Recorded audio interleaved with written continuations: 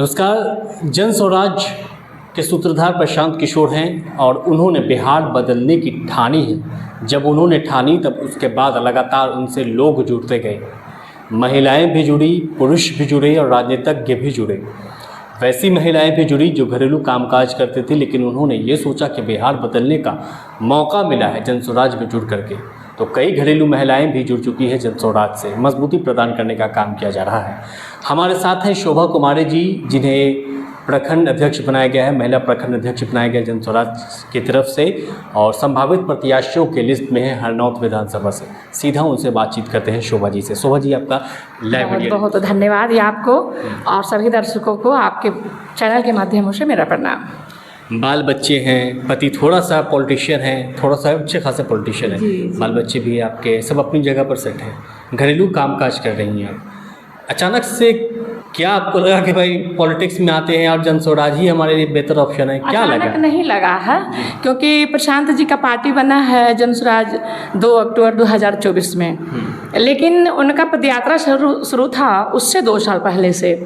तो 2 साल पहले से जो पदयात्रा उनका शुरू हुआ, उससे वो पदयात्रा शुरू करने के लिए बोलते थे लोगों को कि इतनी तारीख को यहाँ से हम शुरू करेंगे पदयात्रा। आम लोगों को बोलते थे, आम लोगों को घूम घूम कर गाँवों में चल करके वैसे लोग को चिन्हित करके निकालते थे।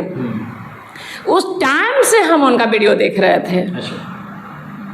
यानी कहने का मतलब है कि अभी से 3 साल पहले से हम उनका वीडियो के माध्यम से उनको देख रहे थे।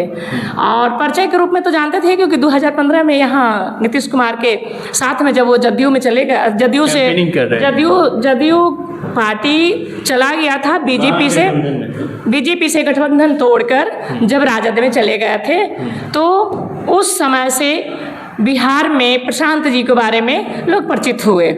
और हमारे घर में थे हमारे पति, इसलिए थोड़ा ज़्यादा हमारा प्रभावित रहा, तो जानते ही थे। लेकिन ऐसा नहीं कि वो पदयात्रा कर रहे थे या कुछ और करना आगे था, ऐसा कुछ नहीं। इंटरेस्टेड हम कुछ नहीं थे, राजनीतिक से कोई मतलब नहीं रहा। बस इतनी अच्छे बातें बोलते रहे बिहार के लिए, वो लगे कि जैसे वो सोच रहे हैं, जैसे वो बोल रहे हैं, तो लगता है कि मेरे ही हृदय की बात बोल रहा है, इसलिए जुड़ते गए। किसी के कहने पर नहीं जुड़ी कि खुद जुड़ गई? किसी के कहने पर, पति के कहने पर? किसी के कहने का हम तो इतना पहले का बात आपको बता दिए कि पदयात्रा को शुरू करने से पहले जो वो बोलते थे, हम उस समय से यूट्यूब के माध्यम से उनको देख रहे थे। तो किसी को कहने का तो कोई बात ही नहीं है। तो हाँ, खुद से। लेकिन ऐसा नहीं था कि हमको कुछ करना है, बस सुनते थे, अच्छा लगता था।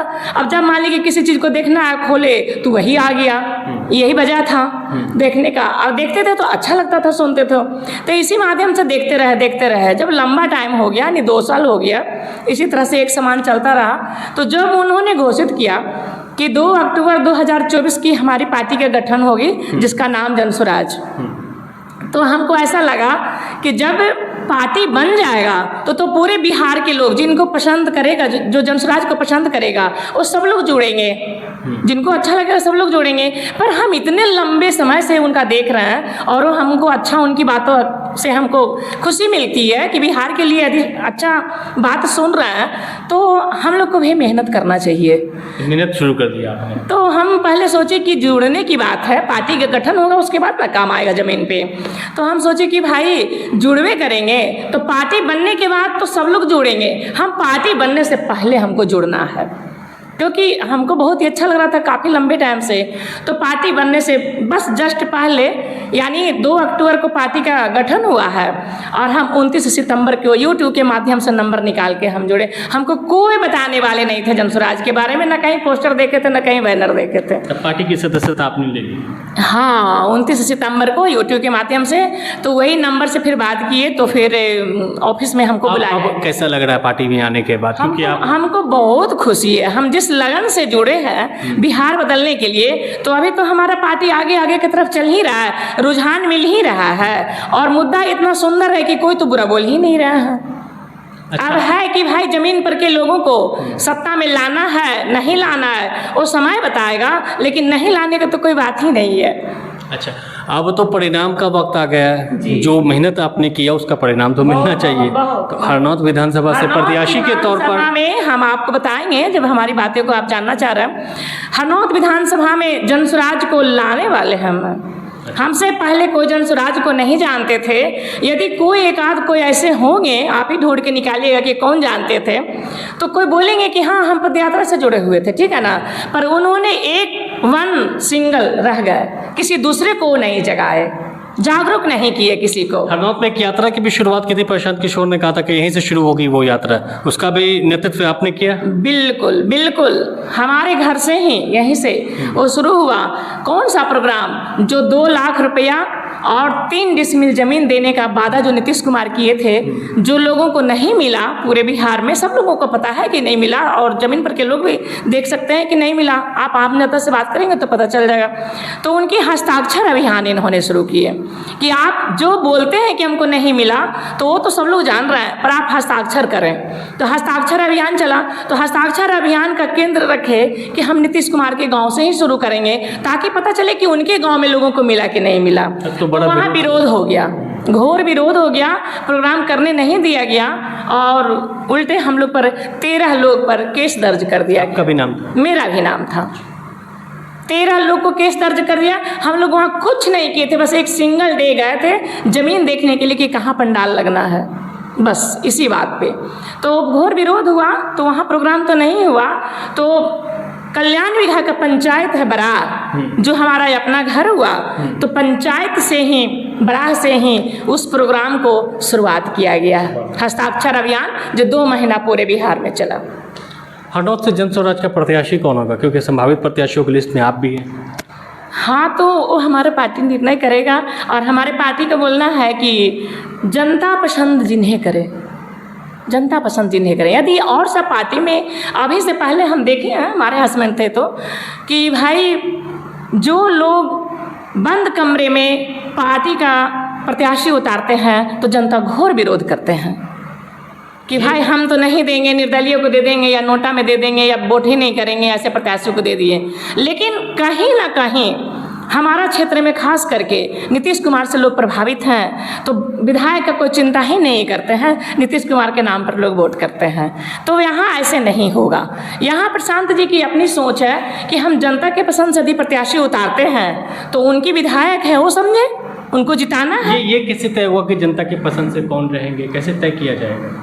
बहुत सारा सर्वे है। अच्छा। बहुत सारा सर्वे है, एक नहीं अनेक सर्वे है। जैसे मान लीजिए कि कोई प्रत्याशी हैं और उनके कोई मित्र निकल गए जो रिपोर्ट कर रहा है कि वो अच्छे हैं, तो ये तो सही नहीं होगा ना। तो सारे जनता से पूछा जा रहा है, उनकी बहुत सारे टीम है, बहुत सारे सर्वे है, बहुत सारे लोग उनका काम भी करने वाला ज़मीन पे है, वो सब लोग से वो मूल्यांकन ले रहे हैं। आपके अपने नाम को लेकर के क्या राय है?